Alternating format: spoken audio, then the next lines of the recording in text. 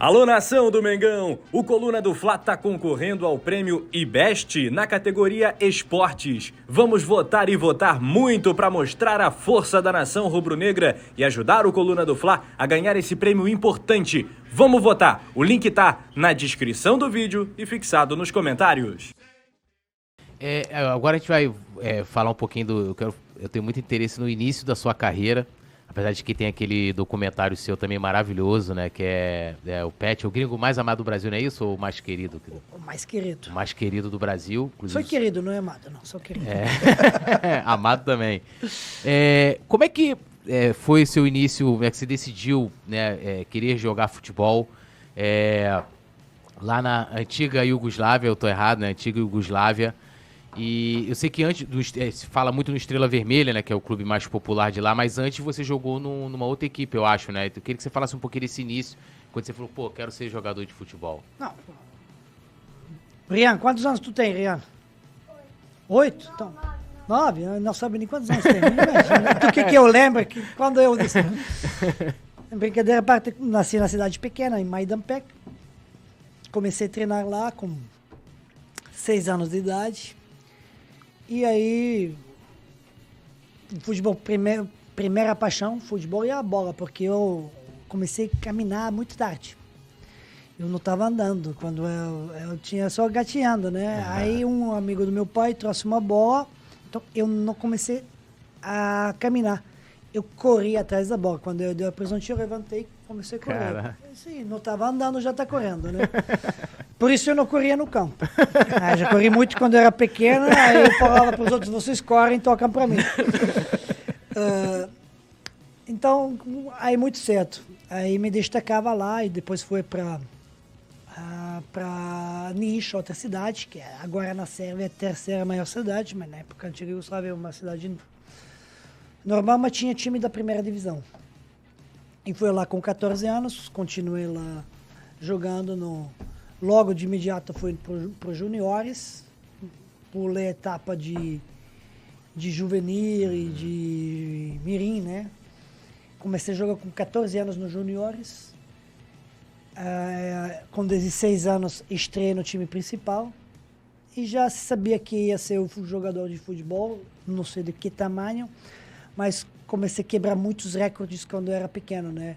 Mais nova da história iugoslava, que debutou na primeira divisão com 16 anos, 15 dias. Artilheiro nas seleções amadoras, né, pequenas, muitos jogos, jogava nas 3 seleções ao mesmo tempo, né? Que eram os cadetes, juvenil, juniores, pré-olímpica, juvenil, junior e pré-olímpica. Fiz mais ou menos 100 gols na toda a base das seleções. Fiz o gol mais rápido do mundo naquela época pela seleção iugoslávia, menos de 4 segundos, né? Foi o gol do Guinness. Então, você mostrava que você vai ser um jogador. Agora, qual o nível? Isso as circunstâncias determinaram por causa do país, né? Iugoslávia teve problemas, teve separações, divisões de antiga Iugoslávia, teve embargo econômico, esportivo, teve tudo. Teve uma Eurocopa que fomos expulsos e eu não joguei, tinha que jogar. Isso ia mudar talvez tudo, né? Tudo por causa dos conflitos lá, né? Tudo por causa dos conflitos. Aí eu estava 3 anos jogando na Estrela Vermelha quando fui lá. Escolhi a Estrela Vermelha porque era a paixão para eu jogar. A Estrela Vermelha não foi para fora. E aí 3 anos você sem jogos internacionais, isso muda muito. Mas mesmo assim, eu cheguei no Real Madrid, depois joguei no Brasil, teve uma lesão importante de fratura do pé, quando estava na Espanha. O resto, quando eu cheguei para cá, você já mais ou menos conhece, né? E aí, essa foi o começo, né? Eu tenho uma curiosidade, que é até pessoal, que eu, pesquisando o seu nome, sempre encontra trechos ali. Porque, como você falou, né, lá a antiga Iugoslávia, né, já foi a Iugoslávia, depois virou Sérvia e Montenegro, Sérvia, e sempre foi um país de muitos conflitos. E a Iugoslávia, que era a República Socialista, né, da Iugoslávia, Federativa da Iugoslávia. E falando da questão do socialismo, que é até um assunto muito, né, eu não quero entrar em política, mas queria que você falasse como é que é viver num país socialista. É ruim, comunista? Depende, porque você viver com que idade? Como criança, como adulto, como já o adulto maduro, como velho? Quanto tempo você... Então, esse muda muito. Eu vivi nessa época do socialismo quando eu era criança. Criança, tu não sabe nada. Você tem tudo. Exigência, não pensa, responsabilidade nenhuma. Cidade pequena, tem tudo, fica na rua, vai na escola, entendeu? Não sabe, não conhece, né? Depois, quando fica um pouco mais consciente das coisas começam a mudar. Aconteceram muitas coisas, né, que mudaram.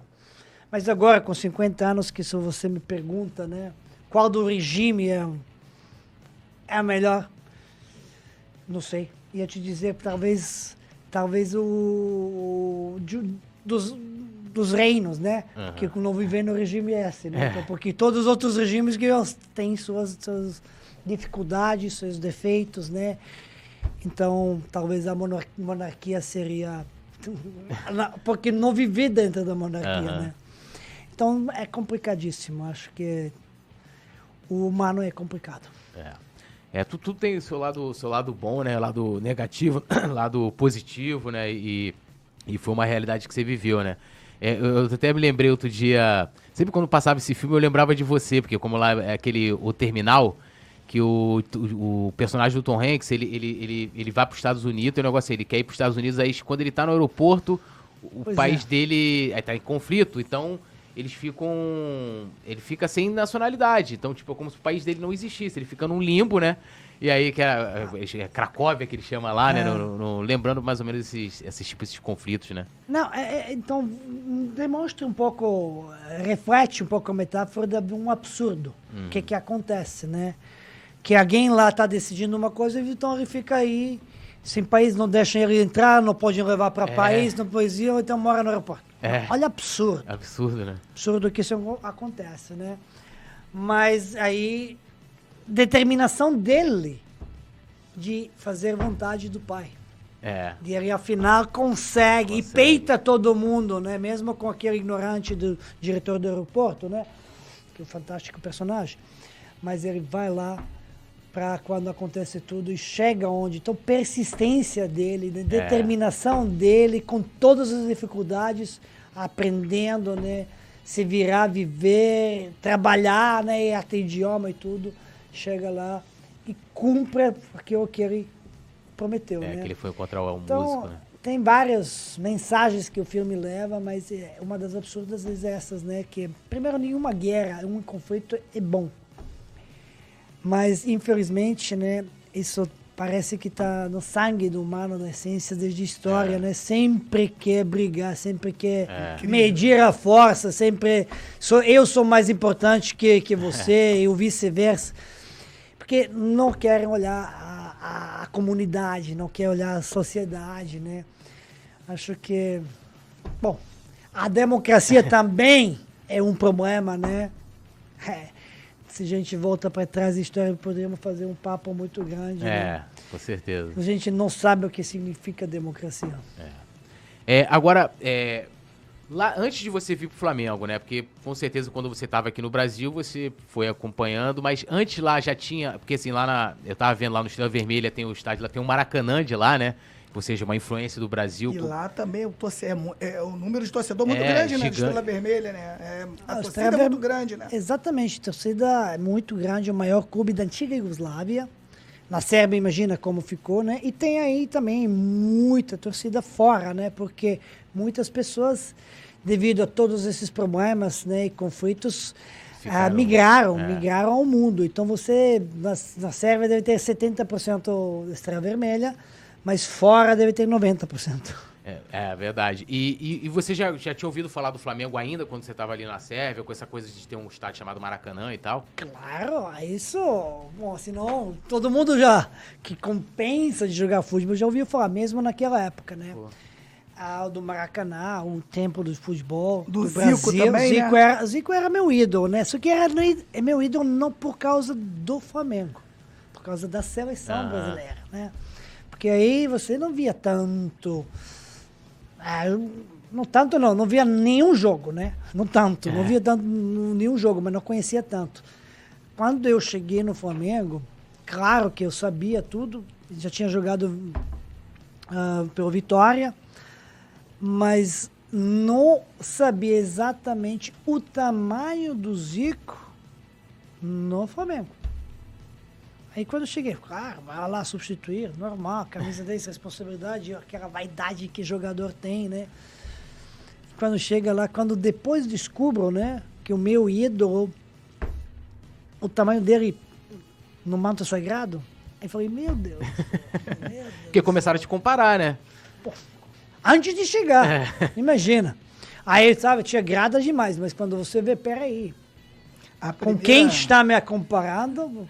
A primeira vez que eu escutei falar seu nome, eu era criança e meu pai escutava muito jogo pelo rádio. Aí não fala assim, isso, me sinto muito velho agora. Assim, aí falava assim, tu lembra? Tem gol! Não tem essa parada? Tem gol! Aí a gente escutava, gol do Vitória!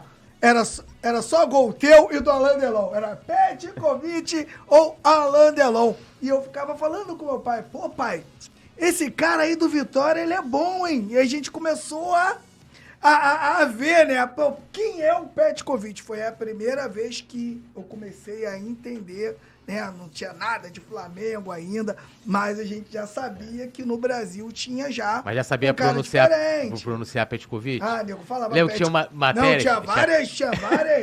Petkovic. A galera falava de várias formas, né? Petkovic, Petkovic. Aí no Flamengo virou Pet, né? Pet, aí ficou tranquilo.